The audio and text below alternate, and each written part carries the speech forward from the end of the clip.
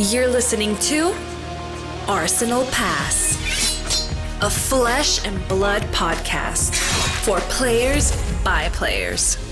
And all about strategy, leveling up, and the latest news in the world of Wraith. Welcome to Arsenal Pass.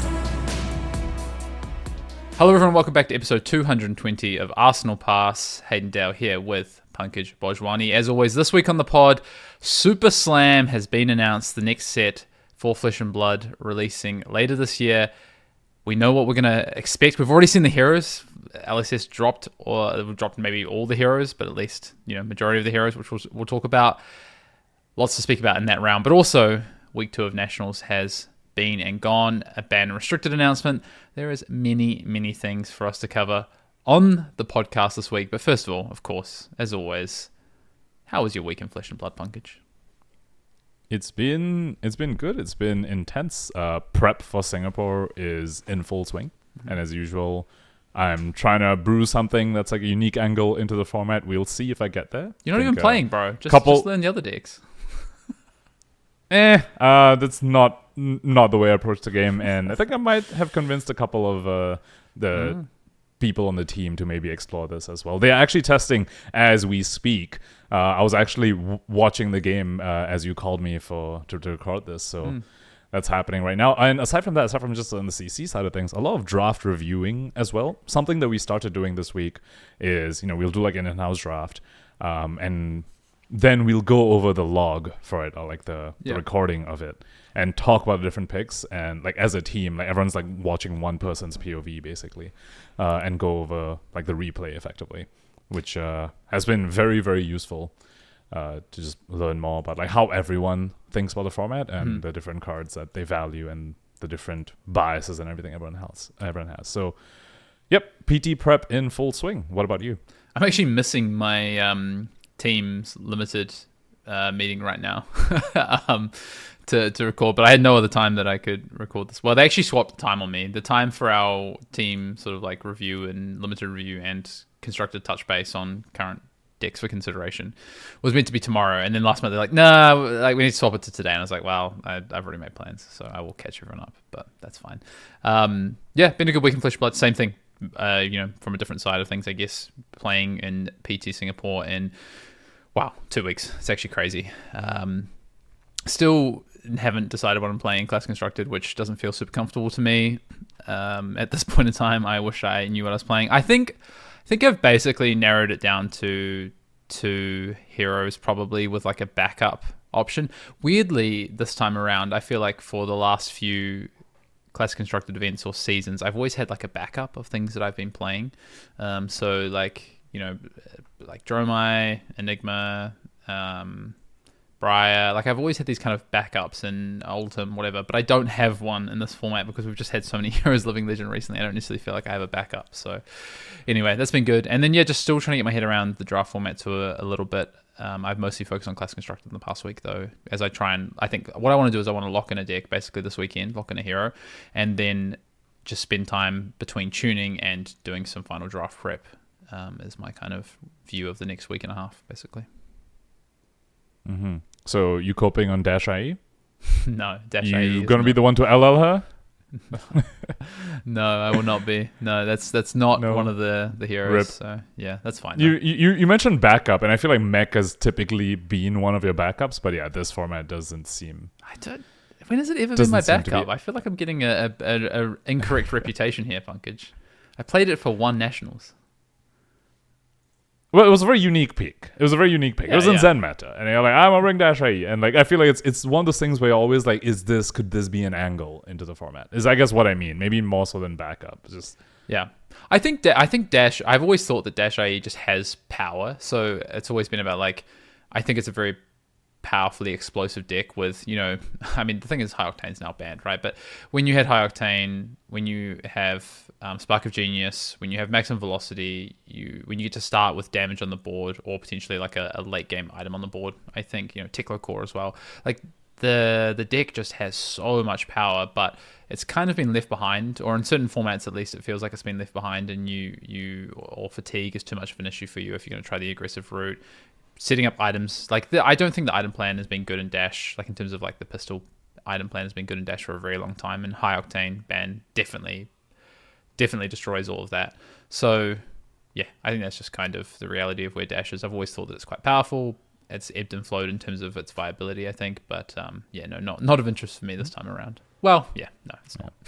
Not Dash IE at least. I mean, Dash IO did have a good weekend. She had one nationals win, which is I mean, I feel like it's pretty big for a hero that not a lot of people have really. It was a mirror match final as well. But like two Dash IOs in the final as well. Yeah, but we'll get more into that in the main section. Should we move on to the news? Yeah, let's do it. Do you want to cover the news this week, and I can take the Commander Cookout? Let's do it. So, news, we had a BNR where there were no changes. We had a new set announcement. We had Week 2 Nationals results, and we're actually going to cover all that in the main topic because that is the main topic for this week. We're going to talk about all these three things: BNR, new set announcement, Week 2 Nationals results.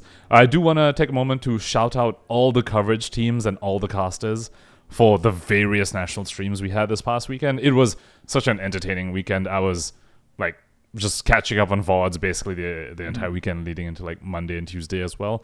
It was just great having all the content available, and it's a lot of effort to go ahead and put on the full production. So just sending out my appreciation for all the coverage teams and all the casters. Yeah. Other than that, we did have a Battle Hardened this past weekend, Battle Hardened Houston, which was won by Michael Hamilton on Gravy Bones. So congratulations to him. And it was against Michael Fung in the finals, who was also on Gravy Bones.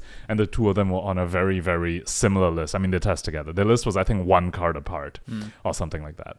So congrats to them for the Battle Hardened result. And on the Arsenal Pass side of things, a draft this month's June's replay analysis with the pros is up on the channel. This month we brought on Aaron Shans to give his thoughts on Puffin and High Seas Limited. We thought it'd be a very good time as we lead into Pro Tour Singapore, and a lot of people still have a lot of questions around what does Puffin do in Limited? What does a strong Puffin deck look like? So we brought on Aaron Shans, who at Canadian Nationals went 5-1 in both drafts total, drafting Puffin both times. So he had some amazing insight. Thanks again to him for coming on the show, and definitely go check that video out if you haven't already. Yeah, 100%. Do you want to talk BNR now, or do you want to kind of roll it into the Week 2 Nationals sort of conversation? I think it'll be great to talk about it, especially with reference to like the results as well. Okay. So I feel like that's like a main topic thing. Like we'll cover Super Slam, go over that hype and everything, and then talk about all right, this meta, what's happening, and the BNR is like part of that. Sure.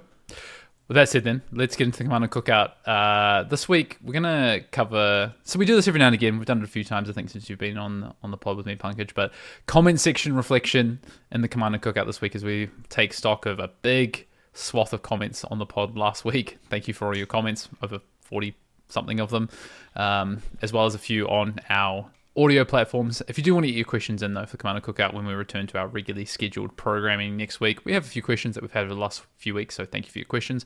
We can always take more. We'll always put them on the list. You can email your questions to arsenalpassfab@gmail.com. You can drop them in the YouTube comments below, which is quite a popular way to do it, or now in the Spotify comment section if you want to do that as well. You can pass us a handwritten note if you see us, for instance, at Pro Tour Singapore, or if you're an Arsenal Pass patron, you can drop it in the patrons Discord. With that said, we're going to go to the comment section this week. And last week on the pod, you spoke about, you said a word or a phrase. You said cast homes. And I said, what on earth is cast homes? And you're like, it's visit the Goldman Estate. And I was like, I've never heard that in my life. And also that is a terrible, terrible nickname for a card. And then we threw it to the comments to say, tell me I'm wrong. Turns out, yeah, most people have heard it called Cast Homes. That was very new to me. But I will say, a lot of people also sided with me in that they hate the name and think it's terrible. So good to hear. But yeah, I was definitely ripped out about me not knowing. Here's a quote. It feels absolutely unhinged that Hayden has never heard the name Cast Homes. Which is... I love that comment. Yeah, when you said you didn't know what Cast Homes was, I was like, wow. Yeah, you... I don't say live under a rock when it comes to these things, but I was like, damn. This is the thing, I haven't heard anyone actually say visit the Goldman Estate in like more than a year, it feels. I feel like the moment it was spoiled, it was like expansion slot card, the set after Heavy Hitters. I want to say it was expansion slot and MST. Yeah, it was. Yeah. I think. It's like, Yeah, and so, everyone knew what Cast Bones was, and the moment people saw that, I feel like it was within a few days, I stopped hearing Visit the Goldmain Estate, and everyone just says Cast Homes. I'm pretty sure I've even heard Brian say Cast Homes, like, when I've spoken to him about it. He's just kind of like, yeah. So, just, it's like, even the dev side of things, I think they use that term. I mean, obviously, it came from the community first. So, yeah. Do you know? There we go. But yes, I have no thoughts on, like, whether I really like the name or not. I was just kind of like, that's just the name now. I get annoyed. I think the thing as well is, I think there's so many terrible nicknames for cards in this game, and they actually annoy me when people say them. I don't know. I have this allergic reaction.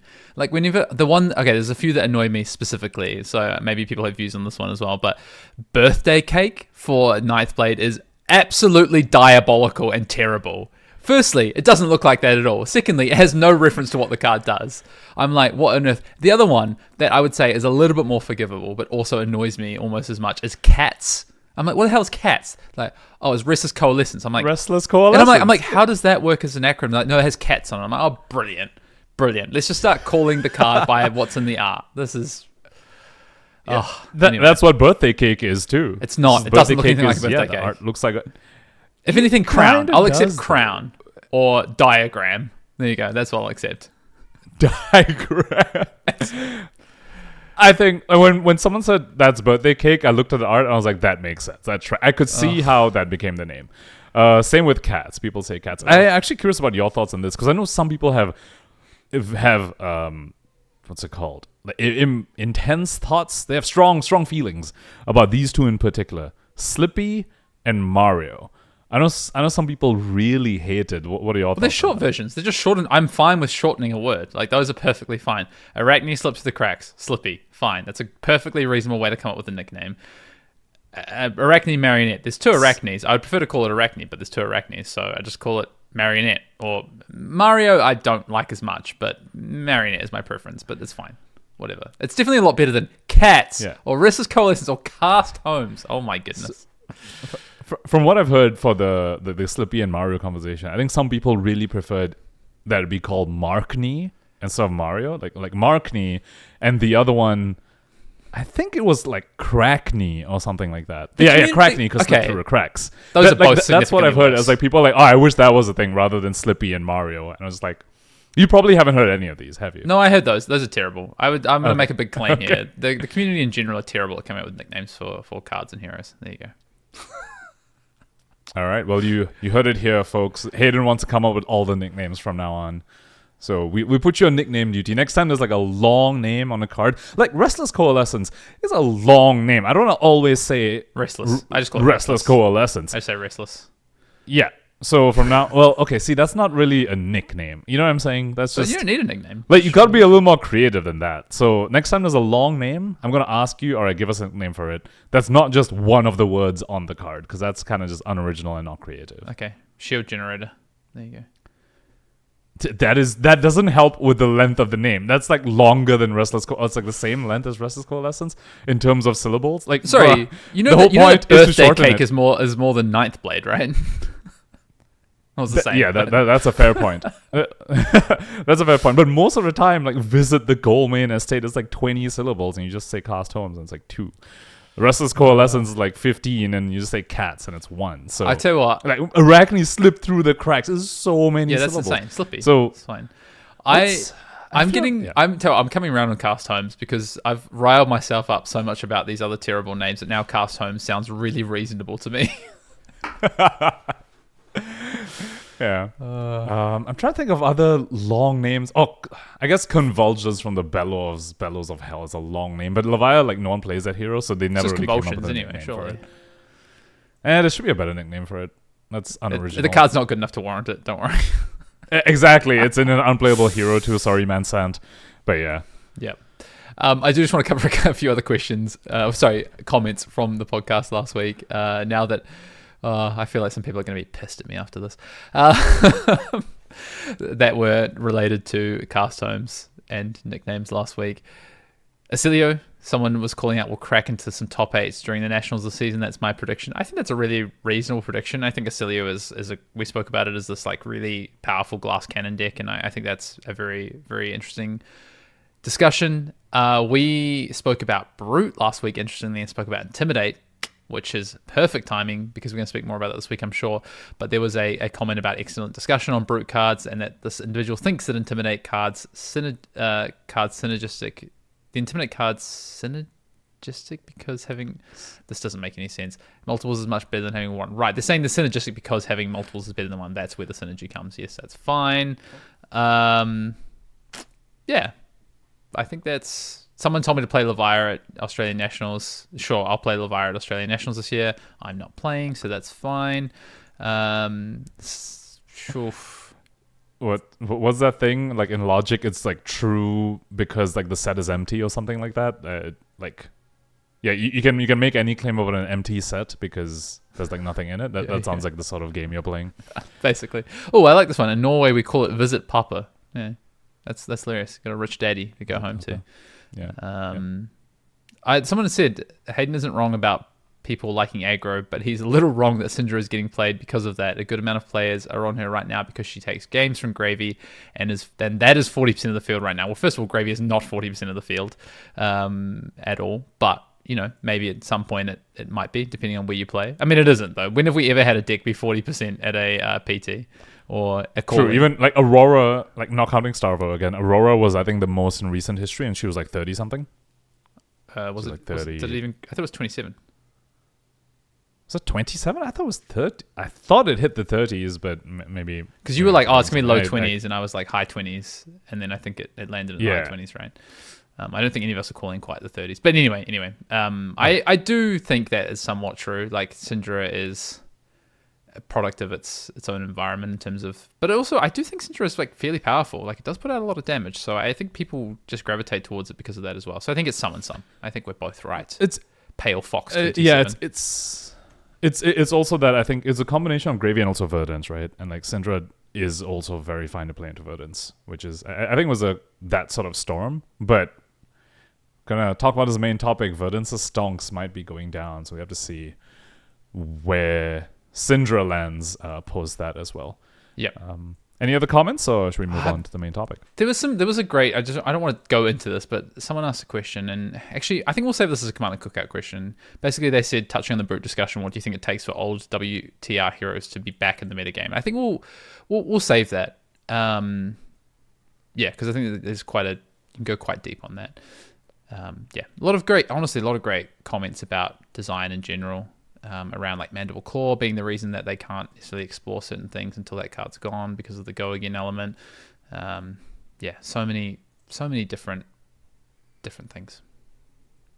Speaking of design, I'm glad you brought that up because that's an excellent segue into our first topic in the main topic, which is we just had a new set revealed. It's called Super Slam. Go check out the trailer. I personally thought the trailer was very hype. It's cool. It's very cool. These aren't classes I care for. Like, if anyone's listened to this pod knows I'm not a Guardian or a Brute enjoyer, but I watched that trailer and I was like, I need to rewatch it, and I've watched it 3 times so far, and it came out like 2 days ago because I think the trailer was very, very well done. It was just very enjoyable to watch, and that was great. But there have been a lot of comments about the design.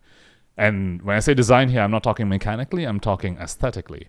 And it sounds like, Hayden, you have some thoughts on that too. Do you want to share those thoughts? Well, let's just sit back first for those that, maybe have only had a glancing look or just a first look at what this is. This is effectively, I guess, it's a wrestling-inspired set, really, isn't it? It's a set that is sort of set in the arena, in the Colosseum to an extent, in terms of a fight to the death, right, between multiple heroes, 2 heroes, whatever it might be, and the whole idea is that I guess the wrestling influence is the crowd aspect, right? Like, how are people seen? Are they the good guy or are they the heel, right? And in this instance, they've used reviled or revered, and there's a mechanic that we'll get into around booing or cheering from the crowd, which is basically just a flavorful way of having a specific interaction happen, effectively, but it's relevant. It's tied very closely to the revered or the reviled.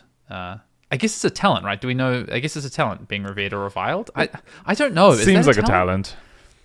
It seems like a talent. It doesn't. So we'll have to obviously wait for confirmation, but because what can they put? It reads like a talent. What can they put on that type? So they can put class. They can put talent.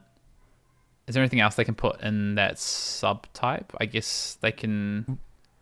I mean, Subtype? Royal is a talent, right? Like Royal is a talent. It feels like so, in a yeah. similar vein as Royal. Royal, You know, agree, it feels like it's a similar, like in terms of like theme and like the way it fits the hero's identity. It feels like in that space. Yeah. Yeah, so that's quite interesting. So just anyway, that's a bit of background to, I guess, the set, and obviously it's a Brute and Guardian set. I think we kind of knew that this was coming as well. Like James had spoken a lot about, we're going to see a lot of Guardian this year. That was painted pretty clearly. He also said Brute is coming back, and you know, a big part of that conversation was we got heavy hitters obviously with Brute. I mean, this set feels very tied to heavy hitters in so many ways, right? It's the arena sort of aspect of it. There's the Brute and Guardian aspect of it. It definitely feels like, I don't know if we have much on the lore of the world yet, but it feels like it's basically set in the same, in the arena still, right? To such a certain extent. So it feels like a direct sequel almost to, I mean, even the art, right? You look at the art on some of these cards like Comeback Kid and Crowd Goes Wild, very much looks like a lot of what you might see through the generic art in heavy hitters. I'm thinking of the card that gets overpower if you have less tokens than the opponent. Down but not out. Down but not out, right? Yep. Comeback Kid has some similar thing, like similar vibes to that. So, yeah, it's very interesting. You want me to talk about my first impression, or do you want to talk about your first impression? I think. Well, I feel like my first impression is in a sense like a response to yours. Okay, I guess I'll just go into what the community. I think it makes more sense if you go first.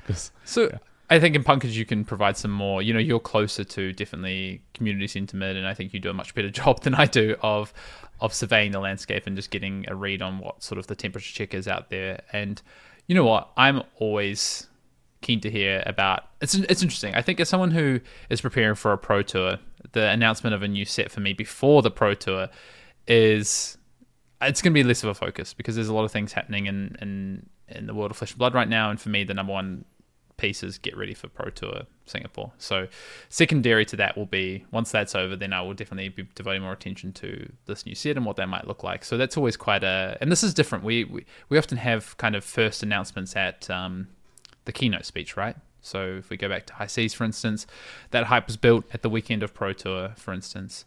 Although we had seen some stuff before that, to be fair. We knew about High Seas. It's just that we're getting 4 heroes this time, and it's all up front sort of thing. So anyway, I think that's kind of one of my... That's just to give you some context and maybe my reaction is that I just less focus on it right now. I think for me, honestly, like I like Brute, I like Guardians, I like this is kind of tied to heavy hitters in a way. I was a little bit... I didn't know what to think of this whole piece of reviled and revered, how closely tied it is to sort of the idea of wrestling. It does feel very gimmicky to me. And I know LSS have talked about that as part of their design. It's not always super serious, right? It's got these sort of roots in... I mean, look at Gravy Bones, right? Like we spoke about last time, some of the namings that they've used for heroes in the past. But yeah, I think my initial reaction maybe wasn't as high as it has been for something like a set like High Seas or Heavy Hitters, which I had a massive reaction to. I was super excited for Heavy Hitters. Part the Misfail, I think, was like somewhere in the mix for me. Rosetta I was probably a little bit less excited for the Hunted rather. I was a little bit less excited for as well. So yeah, my first I guess thoughts, and also I always thought I'd be very, very pumped up the day that we saw them play around with intellect, and for some reason it's not quite hitting for me yet, but I think that will change once we see the design space that they'll operate in with these heroes.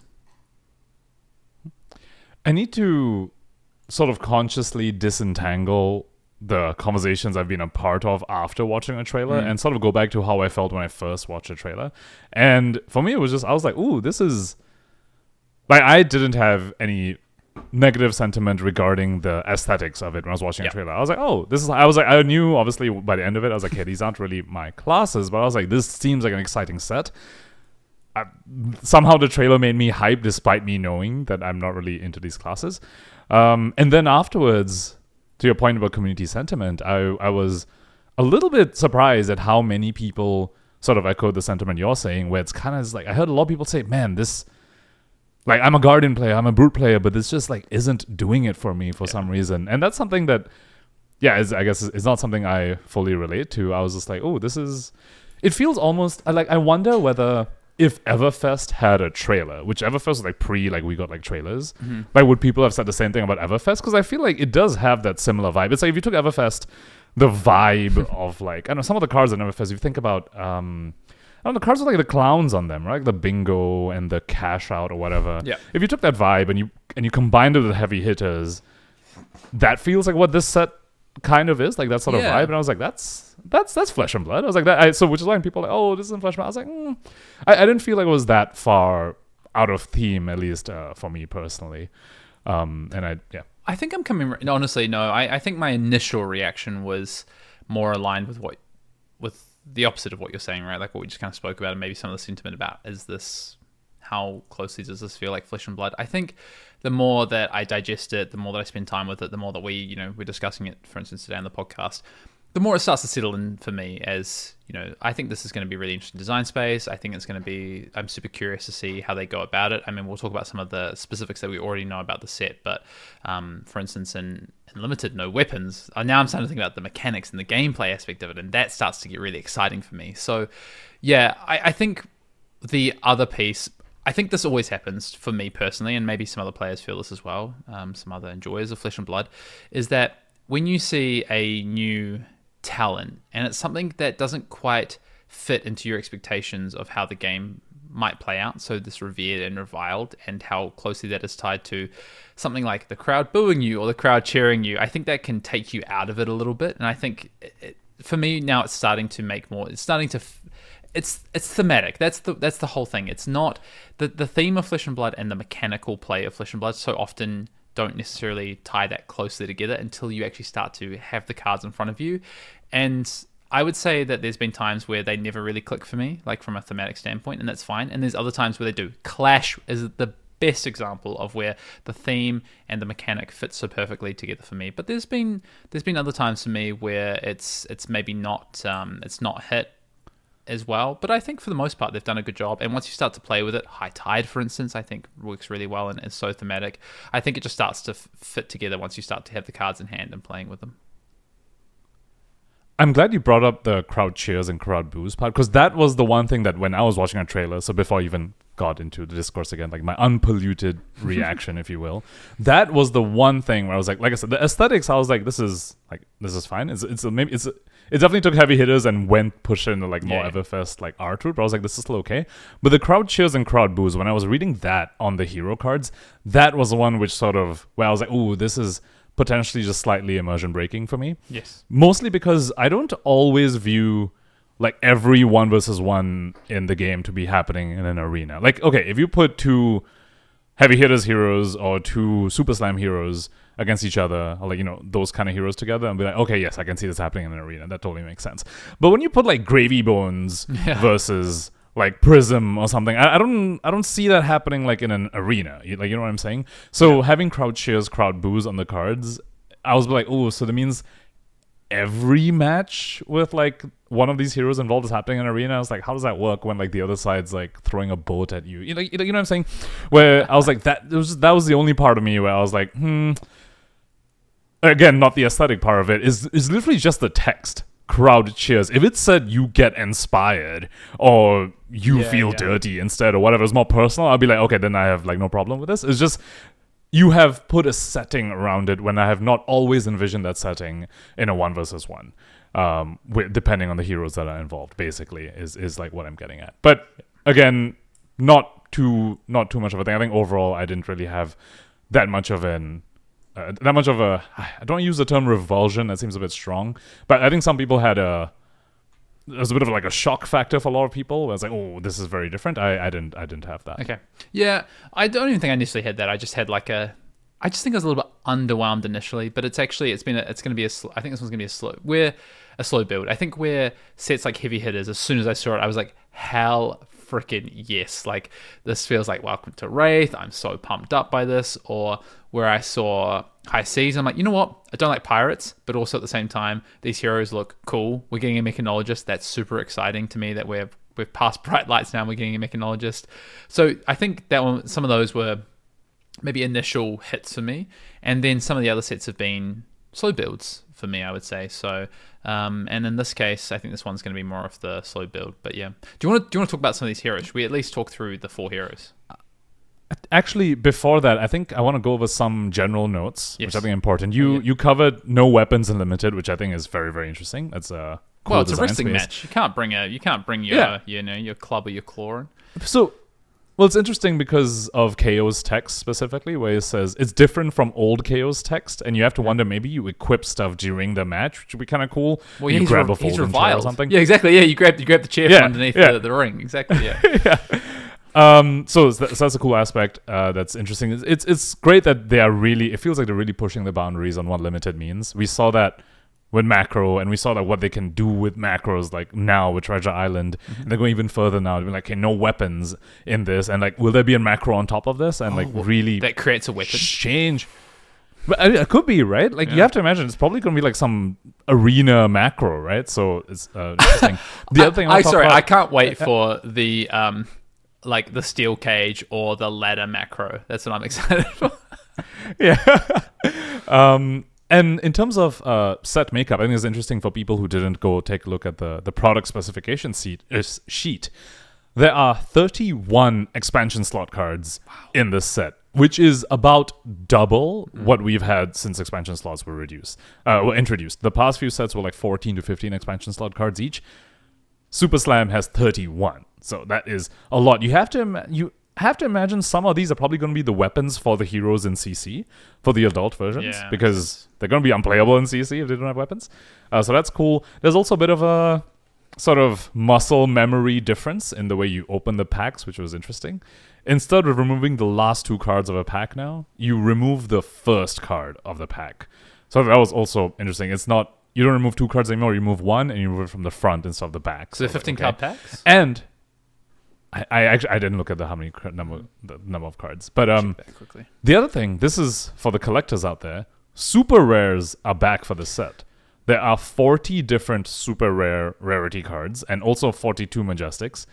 But again, it's 42 Majestics but 31 expansion slot cards. And if they keep expansion slot cards in the M rarity, then are 42 of these Majestics 31, like 31 of the 42 Majestics just expansion slot cards. So it's just, there's a bunch of stuff over here which is just interesting, and they're doing something very, very different. Yeah, and what I think is interesting is when they talk about supers, it says coming out of retirement for one night only super rares with 40 different super rare signature moves to bring into the ring.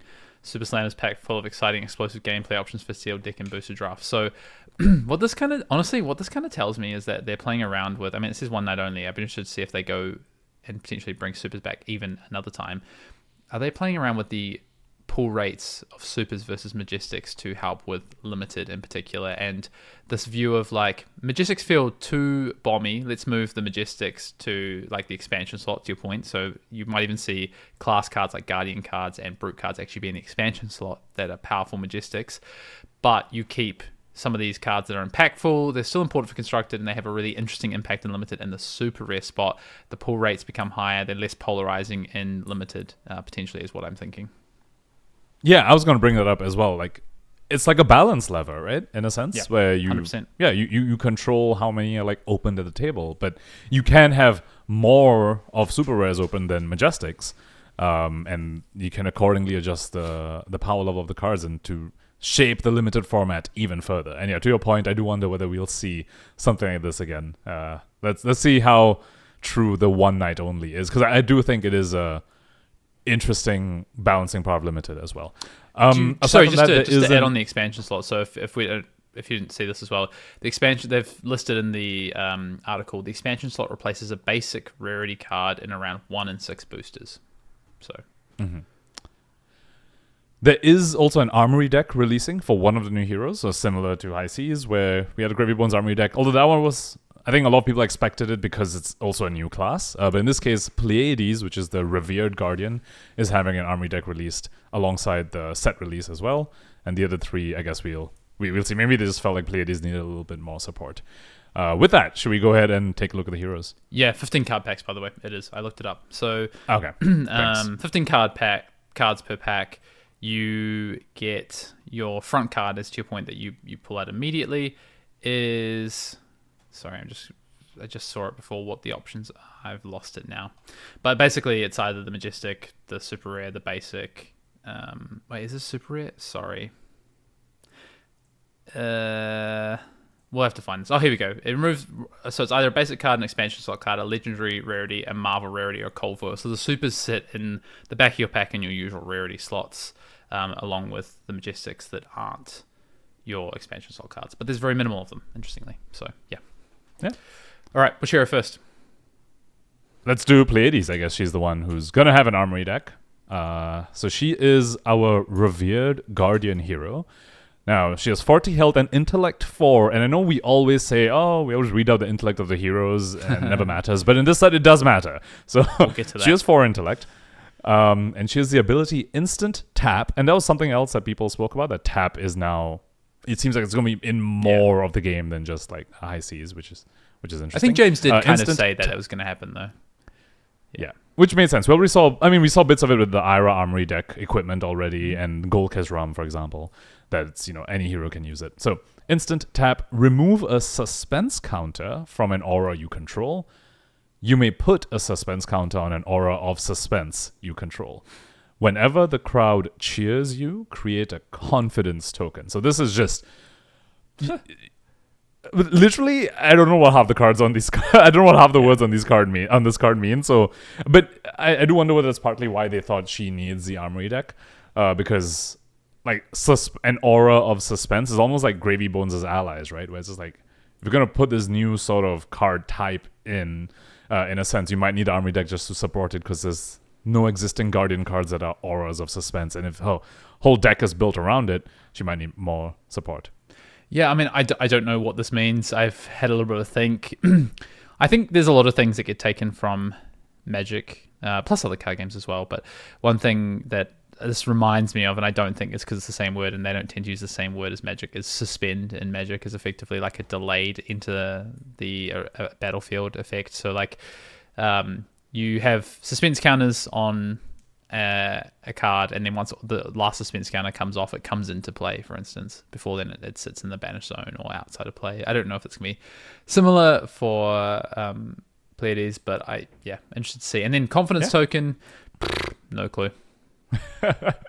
Yeah, it does seem like she is maybe the dedicated aura guardian, which is one of those archetypes we have seen sort of smatterings of support for throughout the Guardian card pool, right? Every now and then it's like, if there's an aura in play, when you play this thing, you get an additional effect. Or the crash down, for example, where it's like you play an aura this turn, next turn you swing. So it seems like she is built around that sort of archetype for Guardian, which would be interesting to see. I know some people wanted to have that sort of Guardian for a while. Yeah. It seems like she's going to be the one to deliver. If you've been listening to the pod for a long time, you know that I've brought that Aura Guardian archetype up many, many times in the podcast, waiting for it to one day be a thing, and it is as of yet not a thing, but we'll get there. So, Pleiades main in the making, Hayden. Maybe. Let's go over to the other revered hero, and here's where the intellect starts to matter. This one is Tough Nut Bumbling Hulkster. It's a 40 health revered brute hero with 3 intellect, so like Data Doll level intellect, and it has an ability instant tap, pitch the top card of your deck. If it has 6 or more power, the crowd cheers you, and whenever the crowd cheers you, create a toughness token. So again, another type of token we have never seen, and I mean, they're messing around with the intellect design space, right? And my first thought when I saw that was, okay, these 3, and spoiler, there's like a 5 intellect hero as well. I was like, it's either turbo broken or completely unplayable. And I was like, it's such a design challenge to, I think, get it to a balanced spot where it can actually hold its own. And it's just, I mean, again, we've had this conversation in the past, and it's like, I do have trust that they have found a way to manage to do it. I'm excited to see how it pans out, because my initial take is there's no way this is balanced in one direction or the other. Yeah, and I think we've spoken about this on the pod before in terms of the reason they haven't played around with intellect is the balancing standpoint. I do think they can take more risks with balance in this game when you have deeper class pools of heroes to play. So if we look at Brute right now, you have Reina, you have Leviah, you have KO. So adding 2 more Brutes in there, and one of them potentially being a bit of a swing for the fences, right, in terms of maybe it's good, maybe it's terrible. The balancing might be tough to enact, is I think okay, because I think you have these other fallbacks of either it doesn't work out and there's more heroes for others to play, or maybe it is actually quite strong, and when it does Living Legend, or if they do have to balance it out, there's other heroes that you can play that are Brute specific. So yeah, it's interesting. I think this is probably the thing I'm most interested in so far, is like playing dumb as opposed to playing smart. I don't need 5 card hands. Give me 3 card hands. Let's try and do something silly.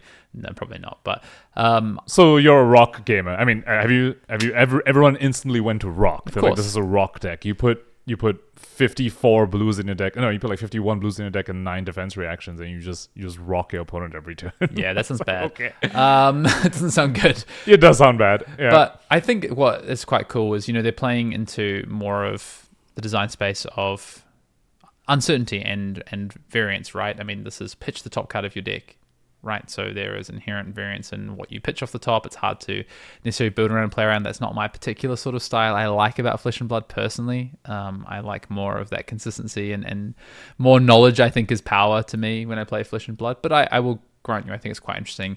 And toughness tokens. I'm going to assume some way this cracks and you get plus defense, like at the beginning of your opponent's turn, destroy this, and your first attack action you defend with this turn gets +1 defense or something. I don't know. Yeah, I feel like it could be what's it called? Embodiment of Earth tokens, but for attack actions instead of just non-attacks. Yeah, or just the first one or something. Could be that. And it's like his ability immediately is like, okay, here's how you get around the -1 intellect, right? You pitch a top card of your deck and sell cards from your hand. So there's already like inbuilt, like, okay, here's how you deal with the inherent disadvantage, and we'll have to see if it's enough. I mean, there are interesting combos with that. Like, we're seeing it right now at Gravy Bones, right? They chart the ICs into back alley breakline in the pitch zone to get an extra action point. Mm-hmm. So you have to wonder whether they'll play around with those sort of effects more as well. And the other thing I want to point out, it says 6 or more attack power on the top. Are Brutes getting a new blue 6? Or maybe in the revered Brute pool or revered talent pool, will there be blue 6s in there? Because if you're going to pitch a card and you want to be 6 or more, you do want the card to be blue. So something maybe to look forward to. I don't think Alice is going to do a Brute set and not print a blue Brute 6 that isn't called Wrecker Romp. I think it's happening. That'll be sweet. Let's move on and talk about some of our reviled heroes. So we spoiled the 5 intellect heroes, so let's go ahead and talk about him. Lyeth Goldmane, Vile Savant? Savant? Savant? Yeah. I'm going to say Savant. Yep. Seems like, I don't know, a brother or a cousin to Victor Goldmane. Reviled Guardian Hero, 40 health with 5 intellect, and has the static ability. The base attack and defense of cards you control are halved, rounded up. Instant pay 2 resources and tap. The crowd boos you, and defending action cards you control get +1 defense this turn. Whenever the crowd boos you, create a might token. A lot to unpack here. So at minimum, 2 resources, give your cards +1 defense. So if they went from, has it rounded? Where do you round it? Rounded up. So a 3 would go to 2. And a 4 will go to 2 as well, which Yes. means defense reactions aren't good in this guy's deck. And also because his instant only buffs action cards' defense value as well. So you're probably seeing a Guardian with no defense reactions. So you go from 3 to 2, but then you can pay 2 resources, bump them up to 3, and you also get a might token off the back of it. So you get one sort of value back on it as well. I mean, it honestly feels kind of like it might be quite good. I'm quite interested in the fact that the first time we've seen a 5 intellect hero is like a dweeby little guardian. I was always like, it's going to be this like, super smart kind of hero or something, like a mechanologist or a wizard, or obviously be broken if it's a wizard, but something like that. And instead it's like, no, it's a guardian, but it's a dude who looks like Victor's dweeby little brother in a oversized suit. He's weak. All his attacks and defense are halved, but he has an extra intellect. I feel like Dwarf Guardian is just an existing. It's just an archetype, right? It is a fantasy trope archetype, like the beefy dwarf, like hulking tank, kind of thing. I feel like that. But they're is strong. This guy totally, is not strong.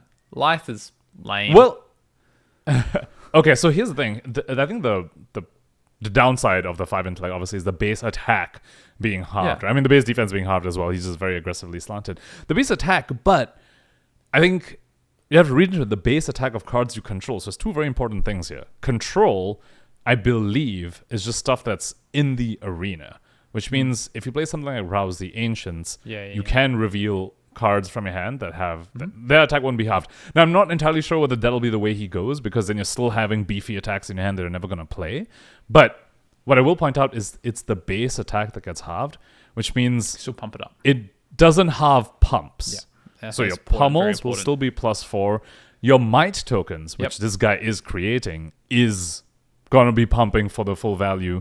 Freaking, I don't know, nimblism or like come to fight. All these things are, and the aura, all the guardian stuff. auras. Yeah, exactly. I think that's what it's going to be. All pumping. I think that's so that's the line. That's where life is going to. That's super interesting. Yeah, but I just want to go back. Also, okay, sorry, go on. No, you go. I was gonna say fire breathing. Obviously, your heroes come out. You got to talk about fire breathing. He's 5 intellect. You have extra resources to pitch into it. It's still bad. I did the math, but anyway.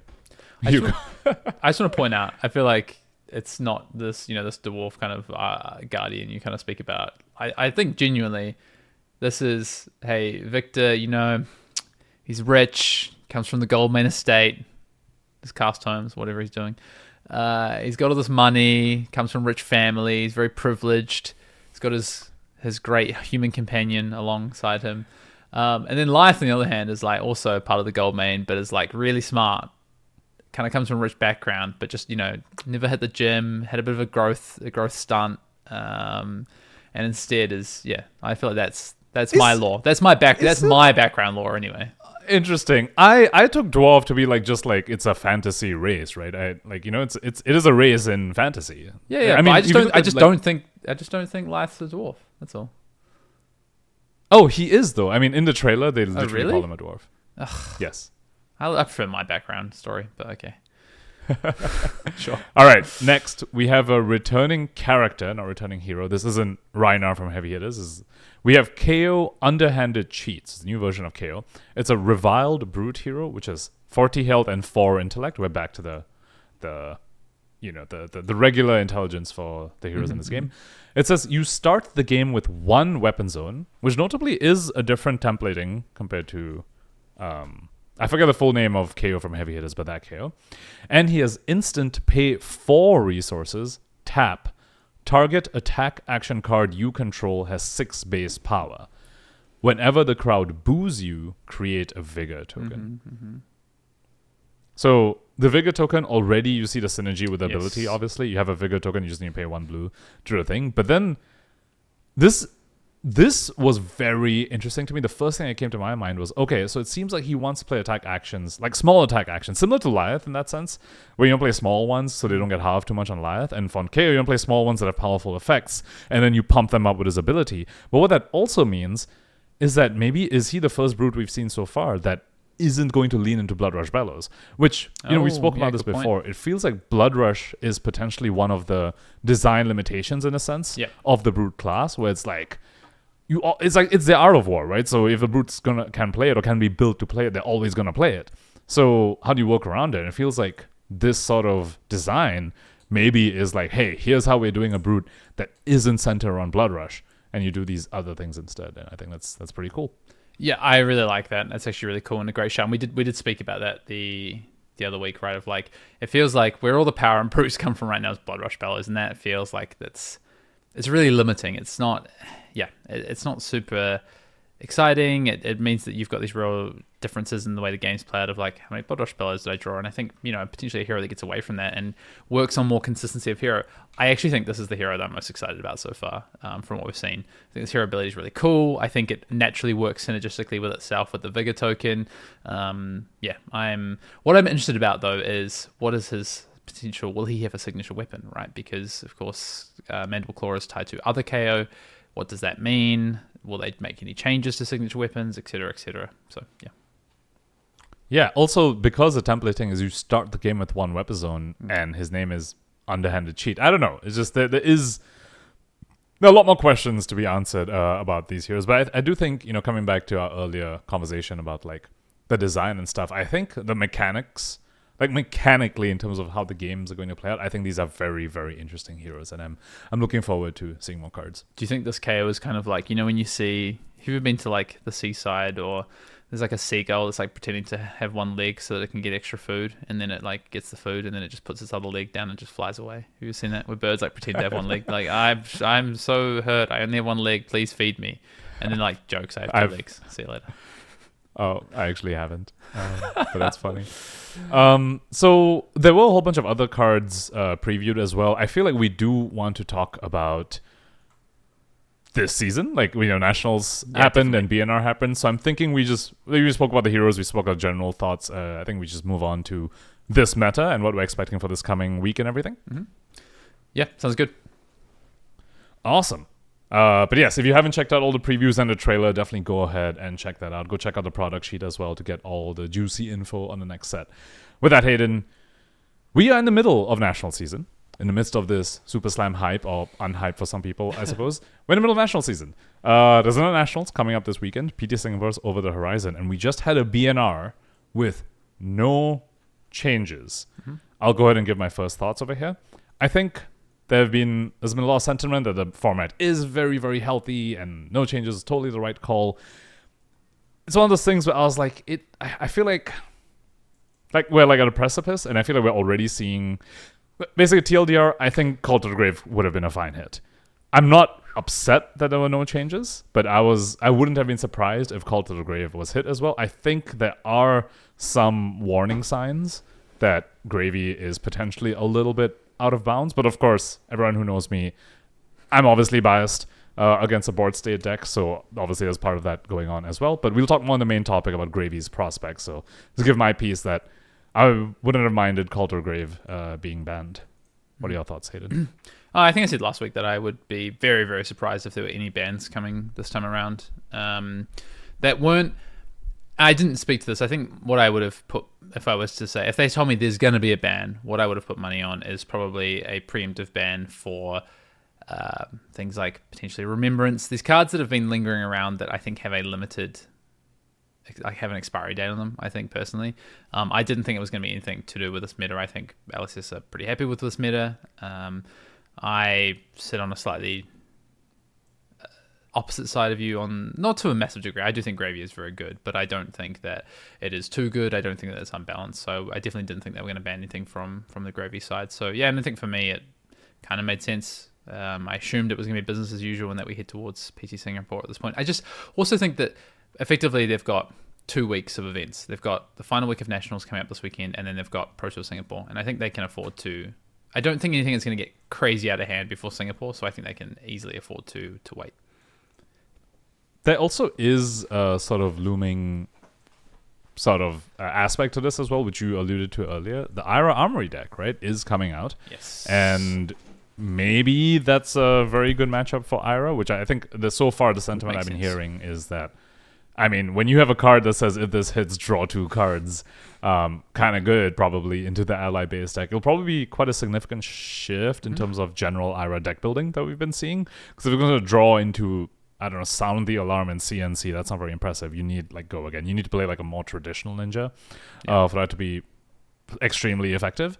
So we'll see where that lands. But yeah, that is another aspect to this. And perhaps that is maybe why they're like, maybe that perhaps another reason why there's like, it's fine. We don't need to touch this. So week 2 of Nationals happened. A whole bunch of CC wins. We'll read out top to bottom. At the top, 3 wins for Slippy. Arachne slipped through the cracks. 3 wins for Gravy Bones. So these 2 were the most winningest heroes. And then following that, we had Prism at 2 wins. And then the rest of these heroes all had one win each. It was Verdance, Vincent, Marinette, Syndra, Dash.io, Kano, and Katsu, of all things. Yeah, it turns out we're pretty good at calling shifts in metagames, because you said last week, you thought Gravy would continue to rise. My two shoutouts for potential options for the week were Prism and Arachne slipped through the cracks. So I think we did a pretty good job of calling what this, and we said Syndra would potentially start to drop away, right, or stagnate. Like, it wouldn't necessarily be, people would react to the Syndra sort of train in reaction to Gravy, and I think that's kind of, we're starting to see this meta develop where it's like, Gravy Bones, the answer to Gravy Bones is play Syndra. The answer to playing Syndra is playing these decks that prey on, the aggressive style. And then the ones that stood out this week were the ones that had a potential solid matchup into both, or at least a decent, like 50-50 or above matchup into both those heroes in the form of Prism and Slippy. So it makes sense. Yeah. I do wonder whether that's changing, though, again, where it's like people are like, ooh, they're like favored into Gravy. But again, I keep going back to this. I feel like the Gravies are adapting. I think part of Syndra's fall was also Gravies adapting to the Syndras. Yeah. I think, for example, the Battle Harden Houston, if you go watch the semifinals game, it was Michael Fung on Gravy against Bird Cabrera's Syndra. Mm-hmm. And I was just like, damn, this Gravy deck, it feels like it's putting out numbers that are matching the Syndra, right? They've gone like 6 Stillwater Swells and like 6 to 9 Tipples. And I remember this turn in particular for Michael Fung. He has like a 4-card hand with no gold, no allies in the yard. And he goes, Tipple, Swell, Conquer of the High Seas, Rigor Mortis, Swing Rigor Mortis for a 17 damage turn with Arsenal Disruption and a Rigor Mortis left behind. And I was like, yeah. I'm not sure the Syndra's beating this, like when they're hitting the Swells and stuff. So I think that's that aspect too. And when I see those sort of things, I'm like, ooh, how much is Prism and Slippy actually dealing with that, right? The UK Nationals Finals was the other one where it's like Prism Gravy, and everyone's like, oh, Prism's favored into Gravy, and then the Gravy shows that they're not, like, sure, like maybe there's a slight favor or something, but like once they're more experienced in it, they are coming out on top in these matchups. Yeah, and I think we'll see people continue to flex and react and do different things on the back of it. But yeah, I mean, it tends to happen when you have a powerful kind of deck to beat. People will pick up that deck and they'll also work out how to flex to beat their bad matchups as well, right? Because they're just inherently powerful, so they can spend sideboard cards and different game plans to be able to try and beat those. So yeah, no, it made sense to me over the weekend. I think it kind of played out how I expected it to play out. Yeah, there's also another aspect where it does seem like the very, very strong players, like the players who, at this point, like sort of like household names in Flesh and Blood, are also gravitating towards Gravy, right? Whether that's maybe just because of agency, like they feel like there's a lot of agency in the deck, or whether it's raw power level. Perhaps that's another thing that's maybe, tipping the results in Gravy's favor, where it's just there are stronger players on this deck. But, we saw Hamilton and Fung in the finals of Battle in Houston on this. Arthur Trahay won his nationals on Gravy Bones, for example. These like PT champions, right? PT and Worlds champions are on Gravy Bones. So it's like, you can look at it one way or the other. You can look at it as, oh, the strongest players are on this, therefore the deck is winning more, the deck is fine. Or it could be like, oh, these are sort of players that will go pick the deck that's just like the best in a sense, and so like maybe like the Gravy is slightly out of line. It's very hard to tell when you have such strong players on the hero. Yeah, I also think as well, like if I'll cite the UK National Championship, for example, the final game there, to your point. And I think what was really interesting about that game is that I think before this sort of winning turn of the game effectively, or before closing the game out, the Gravy player played one ally. Basically just played like a value aggro deck with a bunch of poppers before that, like popping with Blanche, and then just played like Swells and Tipples. And I think when I looked at the way that the Prism seemed to have sideboard, and I don't, I obviously don't have the inside information or anything, I'm just watching the game. It looked like they had sideboarded to take care of allies, right? They didn't have defense reactions in the matchup or anything like that. They had, potentially a lot of susceptibility to needing to hit and connect with one of their heralds to be able to do anything in the game, which is quite interesting because, of course, Prism 32 life is a massive disadvantage. So if you don't get to... But I looked at the game and I was like, yeah, I can see how the Gravy player has approached this matchup, and maybe we haven't seen the Prism player react to that sideboard strategy. So I think this format is actually really interesting to me. I think Gravy has multiple ways to play. I think we're seeing people default to these more less ally reliant versions, so that people's sideboard plans against allies aren't as effective. And I think what sort of becomes interesting to me is how are people playing off the back of that as well. I'm so glad you brought that up because I was gonna I completely agree that the gravy decks are moving on to what I'm calling like the next stage, and we saw this happen with Dromai, right? Dromai first came out, everyone's putting 50 dragons in the deck, and they're putting Optimize and like Dracona Optimize and the other six cost one as well, and as the decks are just like mono dragons. And then the next stage of Dromai deck building was, hey, what if we played the good attacks? Like, what if we put Rebels and Snatches? What if we cut some of these chonky, clunky allies and maybe just played more value alongside the ally game plan? And that's what's happening with Gravy. There's more swirls, more tipples, and they're cutting Humperdinks, like, finally, because that's like the optimi of Gravy, it feels like. So every time I've seen that card hit the board, I've been so underwhelmed. I've been like, why are you playing this? Like, it costs you so much to put it on the field. You're never going to attack with it because they're pressuring you. Like, what is this doing? And I feel like that same thing is happening where they're moving on to the next stage. So yeah, to your point, we'll have to see the other decks adapt back, right? Yeah. Where you're saying currently they're like, oh, this Gravy's gonna play a bunch of allies. I'll deal with it this way. And the question is, can they adapt back when the Gravies go more towards this value attacks? Because like Tipples and Swells are very strong attacks in that deck.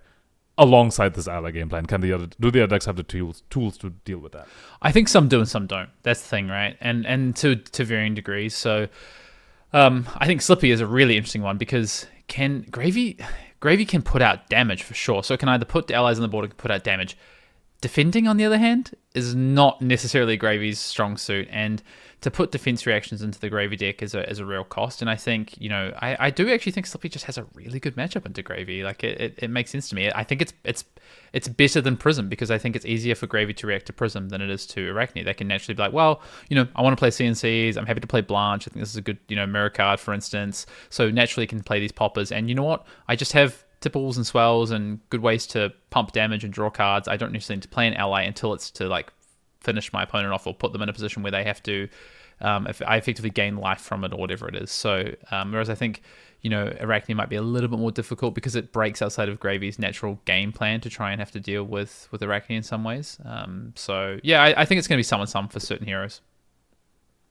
The assassin aspect of it is actually also interesting because as these Gravies move away from heavier ally lists, they are making themselves more susceptible to fatigue, right? Like, definitely. They don't have a weapon, and they don't have, like, Rake the Embers or, burn them all sort of thing. Like, that sort of inevitability, especially if they're cutting, like... They do have Rum, though.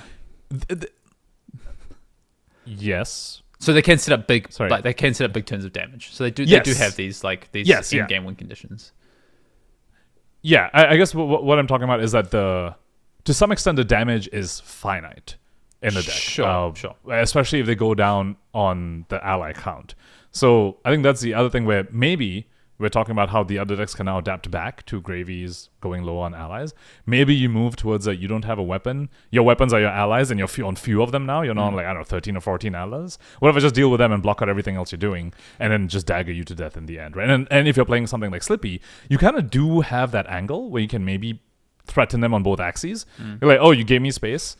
You just set up a couple allies, okay, I'll clear it, and also send this banish off the top thing at you with a Justinic behind it, or like bonds you, and then take a bunch of threats out of your deck, and then eventually you run out of gas. So yeah, there are angles. Yeah, no, I definitely agree. I think, I think Droma did have a finite amount of damage, but it was a lot more than Gravy has in its deck, and you had more flexibility in the way that you could set up your board states. But that's why I cited Rum, because I think Rum is what gives you that flexibility to set up your board states 2 to 3 allies at a time, pump these big turns, set up a chum plus potentially like a rigor mortis or whatever it is. There's all these different ways you can kind of do things, and I think that is kind of, to me, in my playing Gravy or playing against Gravy, Rum is a big deciding factor in how games do or do not go, and how we get to the mid and end games. So yeah, Gravy, interesting spot. So should we start doing some predictions then?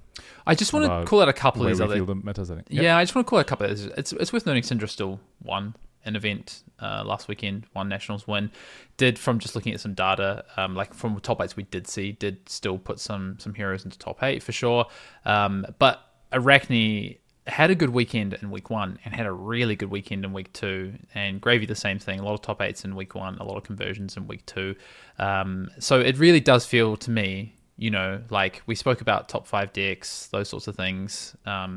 And I would say if I'm keeping score through weeks 1 and week 2, to me now it really is Gravy Bones, Syndra, Arachne, Prism as those top 4 decks. And where Verdance was maybe the 4th deck, Arachne's definitely come in and as maybe even the 3rd deck, maybe even the 2nd, right? It's definitely kicked out, I think, Verdance though, potentially Prism and Syndra as well.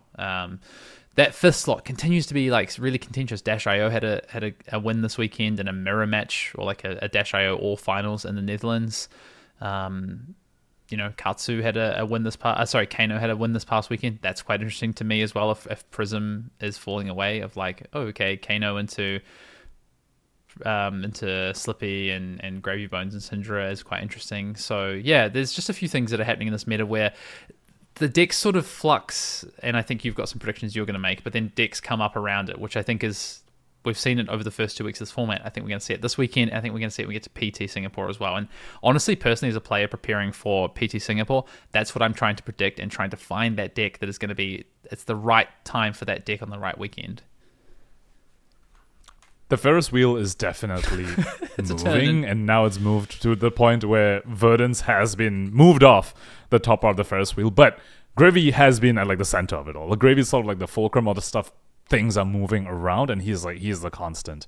So with that, this coming week then, like this upcoming week, last week the predictions, your prediction was Prism's rise and Slippy's rise, and I was like Gravy's staying, Gravy's coming up. Where do you think Gravy lands this coming weekend? Do you think people are going to pivot into this sort of hybrid-ish value Gravy thing? Like, do you think people can find solutions to it? Yeah. Well, I think people will play it. I think people will, first of all, I think Gravy's adoption, I think it's going to solidify this weekend as probably the most played hero, I think, at a lot of nationals. Just kind of the default like go-to deck. I think the deck lists have solidified enough that people can just pick up, say, Michael Hamilton's list from last weekend, or one of the other nationals winners, or even a finalist from the week before, and say, yep. Or Yuki's from the article published on FabTCG a few weeks ago of like, right, Stillwaters and Tipples, and this is what my deck does. It's also, I think, a lot more intuitive to play that way as well, to just be like, you can get to like 80% efficiency playing that way, I think, of like playing this kind of proactive deck. I think there's a lot to be said for how you maneuver particularly difficult in-games, fatigue situations and things like that. The deck can become very complicated, I think. So I think people will... So add on to that point about the complications of it, especially the mirror, right? Oh, yes. Yep. I don't know whether you tuned into the Bellhard and Houston finals mirror, but I was honestly, I had no idea who was ahead. I was just like, at some point Feng had like 5 allies and Grave, and Hamilton had none. I was like, oh damn, he's so far ahead. And then a few turns later it was like reverse, and a few turns later it's like they're both neck and neck, and I was like, what is this mirror? There's so much about this mirror that, well, I obviously haven't figured out, and I think a lot of people haven't figured out. And to your point, if Gravy is going to be one of the most represented heroes, which I think he will be, I think we're both aligned on that, one of the strongest heroes, we're also both aligned on that. Yeah. You're going to need to figure out the mirror, and that mirror, at least currently, seems very technical and very, very difficult. Yeah. I think from other standpoints, that your analogy of the Ferris wheel, I think it might pause or slow down a little bit this week, and I think the heroes that we've seen perform well over these first 2 weeks, I think will sort of maintain. I think I kind of did say, right, we said I've not been a big fan of Syndra as we spoke through Syndra pre-national season, and I did say, we spoke week 1, I was like, this is the week to play Syndra. I didn't feel that way last week. I thought people would start to react. I think that's pretty clear and evident. I think Syndra will still be on people's hit list this coming weekend. I think people have their lists have just naturally adapted to it. So I think Syndra, I wouldn't be surprised if Syndra takes no wins this week at Nationals, but I think it's still in and amongst the top 5 from a representation standpoint. I think the most represented decks at most Nationals this weekend are going to be Gravy, Syndra, Arachne, Prism, and I think it's really going to flux depending on how people decide to respond to the meta. I wouldn't be surprised if Dash.io has an uptick this week, based on the fact that I think there's a bunch of other aggro decks now. Well, not a bunch, but there's a reasonable number of aggro decks in the format, and decks that aren't great at. I think because people aren't trying to fatigue Gravy at the moment, and I think that's going to be an interesting piece. Are people going to try and pivot to trying to fatigue Gravy? I'm not sure that they can. Honestly, I don't think it's actually a great strategy. So I actually think Dash.io rises up because people aren't trying to fatigue at the moment. People are trying to kill, trying to end games. And I think that's always advantageous to a hero like Dash.io. So I think that's a real one you could see on the rise. And I think any other decks that might be susceptible to fatigue also could. I think that's why we saw potentially Katsu, it took a win last week as well. Ira is another interesting one in that standpoint as well, where they can just play a sort of very consistent game. They can deal with the consistent hero in the form of Gravy, but then have also just good answers to what's happening in the rest of the format. I think mid-range is where the Ferris wheel swings around to next, potentially, honestly. I think so. Okay. The defense reactions are few and far between this meta, for sure. If you look at the top few Gravy lists, there are like 1 or 2 defense reactions in them, despite, being that sort of like defensive-esque like board state deck. In a sense, like when you think about like Enigma and Dromai, for example, as board state decks in the past, they're defensive in nature, right? They want like freaking 6 to 9 defense reactions. Gravy is not that, at least the current builds of them. So yeah, to your point, it's like everyone is trying to kill people, and I do agree that Dash.io seems interesting in that spot. I want to talk about Slippy a little bit, because that's like the other big bad this past weekend, right? Like, we've spoken a lot about Gravy. Slippy got 3 wins, the same as Gravy, because as we spoke about, like the targets was Syndra and Gravy, so you play Slippy and you seem to be positive. Prism as well. Don't forget Prism, and I think Slippy is like pretty decent to Prism as well. I think that match was pretty close. I think it's fine. I think if you put a bunch of 7s in your deck, then you can. Then you do get to play. And I don't even think that's true. Like honestly, I think just like a playset. Just like sure, poppers do help, but I also think a lot better. Yeah, like there's this real big, and I think testing partner Damakai, he played Prism at New Zealand Nationals last week, and he was like, Prism matchups, Prism games where you lose the die roll when the die roll can feel like so drastically different that it's insane against decks like Syndra and Arachne. So I think the dice roll has a big part in that as well. Mm-hmm.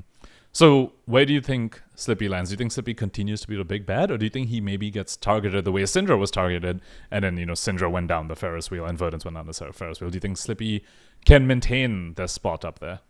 Yeah, I think it will, but I think we might maybe not top 2. Maybe it might be the third. I think it'll settle into the 3rd or 4th sort of most successful deck and most played sort of in the next 2 weeks. I think we might see Earth come back a little bit. So whether that's Verdance, whether that's Florian, I think Arachne is a good matchup for Verdance. I think the problem is obviously is Gravy, Prism, and to an extent Syndra. So people might vote for Florian more in that instance, right? Yeah. I was just going to ask you about Florian as the resident Florian aficionado. This is sort of going to sleeper picks, but we're talking all over the place right now. Florian, when we speak about Gravy's inevitability perhaps suffering a little bit with the way they're building now, and going more attacks and fewer allies, and fatigue's in the question, and you're talking about Slippy as like a deck that's around, Prism's also a deck that's around, and you're talking about, you brought it up, mid-range seems to be a place to be. I mean, Florian's kind of king of mid-range, right? And you want to like fatigue someone, like Florian seems like a very, very good deck to do it on. So where you on with Florian's perhaps representation / performance this upcoming weekend? Yeah, I don't know. It's definitely a consideration for me, for sure. I just think the Gravy thing, fatiguing Gravy is, I think, very, very difficult, close to impossible against good players. So and Prism is a real challenge for you if you don't have the right number of poppers or pressure. They can sort of set up certain end games. If they're aware of what you're doing, they can have potentially auras, and if you don't have the answers to auras, that can also pose you challenges. You basically, if you're going to go in a more defensive Florian, Florian in general is just going to scoop it up to Verdance all the time, but especially if you're more defensive. So I don't know. Yeah, to be clear, I wasn't talking about like a fatigue Florian. I was talking about like a normal mid-range Florian, like maybe on the more aggressive leaning because Gravy does exist. Sure. But like still, it's still a Florian, and because Verdance has fallen off the Ferris wheel a little bit, you're like, ooh, maybe the Florians are like, wait, like if they go this like sort of, they have an aggressive-ish side for like Gravy, but because Gravies are less ally focused, they can also be like, they don't need to be like full CMH, only Rune Rager Swarm sort of deck. They can just be like, okay, I'll play good numbers. I'll mid-range you, basically. Yeah. And sure, your numbers might be slightly better, but I have the weapon, so I have the inevitability. I do wonder whether that's maybe an angle. And then you're just naturally good into Slippy. And with that sort of, if you still have, some D-React, some 7s, you can also play into Prism. Yep. You will just lose to Verdance every time, but this is in the context of Verdant's falling. Yeah. No, I think that's very real. I'm interested to see if that takes some shape this week, or maybe it's the following week or 2 weeks. Sorry, when we get to Singapore. By the time we go to Singapore, yeah. I will want to point out Warriors completely disappeared. It's like they weren't even at the top of the Ferris wheel like last week. Like there was some like Kasai like showed up. They were like at the fringe of the Ferris wheel, but they've fallen off the fringe as well. And I do wonder whether that's just like I feel like the beginning where it's like, oh, there's these allies to like farm currency off of. I was like, yeah, don't know how long that's going to last. And at this point, it just feels like they're sort of just getting outmathed by the gravy, feels like. And the damage is like very, very vanilla. Yeah. And they're not like messing with the gravy at all. And you just give him the space. So you're sending not too big numbers and you're giving him space to set up something really, really mean. Like back alley break line pitched with like chart the high seas or something. And then like double, triple allies. And you're like, okay, cool. Just can't deal with this. Yeah, and then interesting seeing the Michaels. Oh, yeah, with a chum.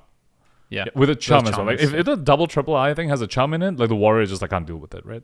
So. Yeah, I mean, I guess maybe Dory's better at dealing with that because of Stormblade math and counters. I don't know. But the other thing that was quite interesting to me just about that kind of setup thing and maybe, no Humperdinks, can you start to fatigue, gravy, etc. Both the Michaels, I think 2 and 3 back alley break lines, like they are setting up for some big old turns if they have to. They have that ability. So, yeah. Yeah, it's kind of like it's like when Dromize were like, hey, for these Guardians, we have to run this semblance package, right? This ghostly touch semblance thingy. And then the best Dromai players were like, no, just like pitch stack Chromai mirror guy, burn them all, and then you just win every time. And you rake the embers in the late game with all that, and then they just lose. Yep. And it's like, just use the existing good cards in the correct way, and you never lose to fatigue. Again, when we talk about like the different stages of gravy, it feels like it's the same pattern. Like we've seen this pattern. They're cutting the Humperdinks, just like how Dromize cut the Optimize. They're going low on allies, just like how Enigma's cut. Remember when Enigma came out? There were like 6 Waning Vengeances in every Enigma deck, and like at the end of it, there's like 0. Like that sort of stuff. It's like the pattern is just we're just seeing it again and again. We're just like you're a board state deck. Just use your tools correctly, and you never lose to fatigue. Yeah. So. Just refine. Yeah, like maybe that's just what's happening. Yeah, and of course you just have all these go again attacks. Just be like, well, I'm just gonna also when you play in fatigue decks, it's like, well, like what do you do if I just don't do anything? I just amass gold and kind of chip you here and there, and then I just only ever play 5-cut hands into you. Oh, here's a couple of allies, swing damage, leak that. It's the thing that Dromai would do, right? Where you're like, I only ever attack when I have Chromai plus what was the 2-for-4 that stopped you from having a pop? Stopped Phantasm. Mirror Guy? Is that Mirror Guy? Yeah, Mirror Guy. Sorry, I was thinking Vincero Guy. But yes, I only play Chromai and Mirror Guy in the same turn, and then... No, not... Yeah, it is. Right? Is that what it's called? Yes, Mirror Guy. Okay. Like, yeah, they would set up turns, they would go like Chromai Mirror Guy, passing Mirage, okay, pass over to you, fatigue deck, and the deck's like, okay, shit. I guess I'll play one of these things. Yeah, it's a similar sort of thing. Gravy just plays 5-cut hands. Yeah, so it's a similar sort of thing. Gravy goes, okay, well, here's my 5-cut hand, pass back to you, and they're like, okay, well, I'll clear 2 allies or whatever, pass back to you, and they're like, yeah, cool, well, I've leaked damage because you had to keep cards to be able to do that. So this turn, I'm just going to go back to setting up, maybe make a gold here, set up another, discard this ally, set up for another 5-cut hand, Arsenal pass to you, have your 5-cut hands. Well, I actually can't do anything with this 5-cut hand, so I guess I swing for like 7 at your face. Cool. Like, yeah. Yeah. It's especially when part of the... Gravy Bones' go wide attacks involves Conqueror of the High Seas. Yeah. Right? It's like once again. Well. Oh my god. People know when I was like, why does Enigma have Phantasmaclasm? Like, why does the board state deck also disrupt me when I'm underwater trying to deal with the board? And it's like, yeah, this guy's going Tipple, Swell, Conqueror into setup ally. And I was like, what is this? It's like the same discussion where that deck is disrupting you as it's setting up the board state. And dealing good damage to you. Like, I mean, it's keeping pace with Syndra, right? Like, that kind of thing. When your swells are hitting, you're keeping pace with the Syndras while disrupting them. So it's just like, I think there's 2 fundamental things that people have traditionally not been great at in Flesh and Blood, and I think it's changing. I think it's getting better. This one in particular has gotten better. The first one is playing against fatigue. I think people traditionally were not good against it. So just generally people would... So, for instance... If we go back to Monarch days, people were like, the way to deal with Chain is to fatigue it. And honestly, Chain was one of the least fatiguable decks ever. It was almost impossible to fatigue Chain. And people thought it was, though, because people just were not good at playing into fatigue. It was the same thing in the Ultim meta where people were like, I'm Ultim, I'm going to fatigue Briar, I'm going to fatigue Viserai, for instance. And like that was more viable, but it still wasn't favored, I don't think, a lot of the time, unless you dedicated your deck solely to it with a million life gain and all sorts of things. You actually ran them out of damage. And then I think we've seen people adapt and learn how to play against these fatigue strategies and get better, and it's becoming less prevalent that people will just die into fatigue, random fatigue. But then on the other piece of it as well, I think the other one is understanding what actually hurts an opponent's deck and what their game plan patterns are. So the gravy thing, for instance, it's like, well, you can actually, if they're going to attack you on multiple fronts, you also have to be able to attack on multiple fronts. So if your plan is to block them and control allies, when they give you space, you also have to throw a bunch of damage at their face. So how are you going to be able to do that? How are you going to build your deck in that way? And I think, you spoke about Florian before. I think that's a challenge for Florian. You spoke about Slippy. Yeah, Slippy might be able to do that in a better way. All these 3 blocks in my deck, I can naturally run Disruption, and then also when you give me 5-card hands, I am going to throw them at your face and take cards from you and take life from you. And take cards from your deck as well, Yes, which is also importantly. actually quite relevant. And actually, there is an aspect of it. I think I've been seeing some Bonds of Attractions hit Slippy's list. Yes, yep. Which also hit cards in the yard, right? So you're like sitting there with your chum in the yard, you're trying to set up, and the Slippy's like, here you go. Like, Bonds of Attraction, 0 for 3, go again, I'm holding 3 cards. What are you going to do, Gravy? It's like, okay. Yeah. So Slippy does seem like an interesting angle for sure. Very much so. Anything else you want to touch on before we kind of wrap up this week's pod? Let's see. You went over Warriors disappearing, as I think was expected. Florin, potentially, maybe a unique angle. Ooh, we spoke about Slippy a little bit, and I know you hate Marinette. I know you do. But when I think about Slippy counters, like when I'm like, oh, Slippy's around, what's the deck that can potentially beat Slippy? The first thing that comes to my mind is Marinette. The question is, can they do what Slippy's doing into Gravy? No, not as well. But it's like maybe they can do it well enough, especially with the way Gravies are pivoting, that they can just deal with... They just have this added edge where a lot of people are bringing Slippy, and they can beat the Slippies, and they're also naturally going to Syndra already. So it's just like... it is something to think about if someone wants to find an angle into Slippy and Gravy being the top 2 decks. Have you played the matchup? Which matchup? Gravy and Marionette. Oh, no. I have. I was talking mostly. Yeah. I was talking mostly from the Mario Slippy. I was like, that's Mario's kind of good there. Oh, 100%. I have played the Marionette Gravy matchup, and it feels so miserable. But to be fair, that was heavier ally builds, so maybe it's a bit better with like exactly. You say. But yes, it has to be quiet. It it's has to be a heck of a lot better, honestly, because it felt bad. Yeah. yeah.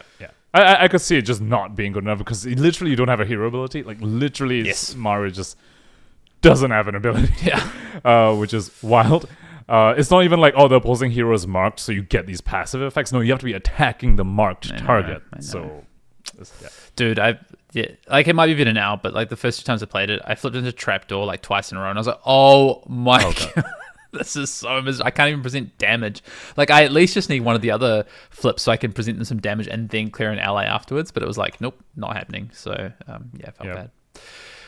Cool. That's I think the last thing I wanted to bring up. Anything you want to bring up? Yeah, just one last thing I want to point out. Maybe we obviously have a real split of data, and I think one thing that's always really important to consider with these national championships is you have a spread of smaller events and larger events, and so I just think it's always nice to point out maybe where and again, they're also limited for some of these ones, some are not, but some are limited and constructed. And so I just want to point out some of the bigger events this weekend that might help just understand a little bit more about the context of the meta as well. So I'd say the larger national championships that happened this past weekend, the United Kingdom was won by Gravy Bones. Singapore was won by Arachne Slip Through the Cracks. New Zealand was won by Gravy Bones. The Netherlands was won by Dash.io. France was won by Gravy Bones. Arthur Drahay. Shout out to Arthur Drahay, one of the best players in the world. Absolutely insane. What a player. And Brazil was won by Prism. So I would say, again, small sample size, but just looking at the larger market, Gravy Bones had maybe the more impactful weekend, just given the events that it did win. And I would maybe also say, Prism winning Brazil was, and Croatia actually, Nikola Kramarek, who is, I believe, a calling winner, I think. Did he win the calling at Osaka? I'm not sure. I don't... Wait, Osaka? Why do I feel like that was Charles Dunn? I thought Charles Dunn won on Zen, calling Osaka. Maybe Nikola made the finals. I will look this up. Calling Osaka first. Nope. Nicola won. Oh. Kramaric won the Calling Osaka on Zen Tamer of Purpose. I remember. Which? Okay. Yeah, I remember that because I think Nicola was maybe doing well enough in Worlds, but like 03 draft or something, or didn't do well in draft, then dropped, and then I can't remember there was a story. Maybe if anyone remembers, I can't remember what Nicola's run was, but ended up playing in the Calling. Maybe dropped from the. Oh, I know what happened.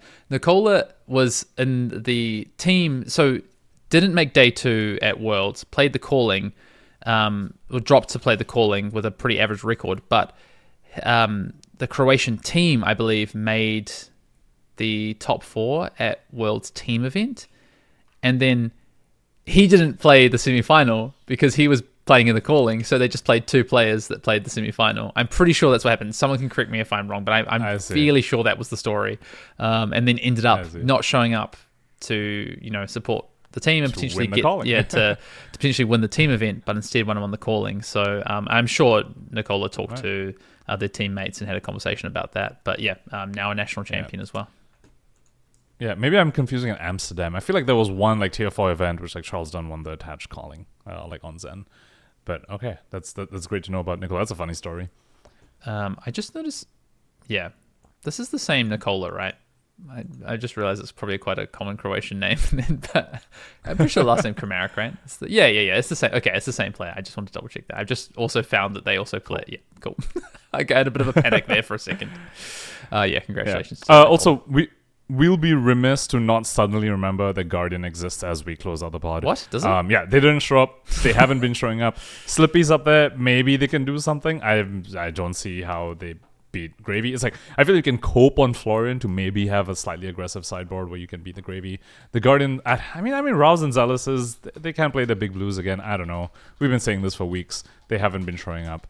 I've lost any hope. Oh, actually, I will point out, with the release of Super Slam, we are going to have 7 CC legal Guardians. That's insane, right? 7 CC legal Guardians, and none of them will be playable because 1 health allies in the form of Rigor Mortis and Limpet exist. And there he is, ladies and gentlemen. That is Pankaj Bhojwani getting in his dig at Gravy Bones for the week.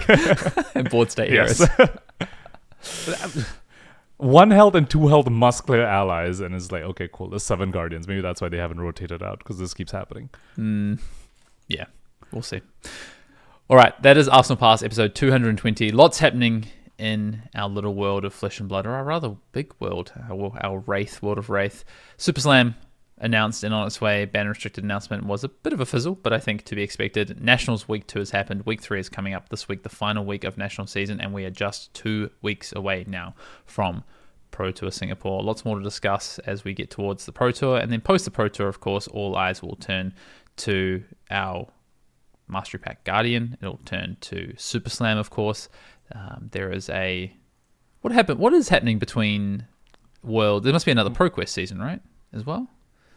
Is there? But I think so. There usually is. There's also Ira Armory deck next week, which is before PT Singapore. That's huge. Which is could be huge. Could be. I think it's huge. Well, I think it has. I mean, we have to see. Yeah. I think the fact that it's looming, the loomingness of it is huge. And still Azalea and Dash sit so close to Living Legend, and probably again will not Living Legend this coming weekend at Nationals, which is hilarious. They're limping. They're the new Briar and Prism. Like OG Prism, where there's like at, I guess Briar and Prism were like 998 forever. Yeah. Briar especially. It's no, like, Dash has been limping way harder. Dash is like crawling. It's insane. 1 finger at a time. Insane. Is she even alive? I don't even know. She's just dead actually on the racetrack. Who knows at this point? Well, until next week, we'll see you in the next episode.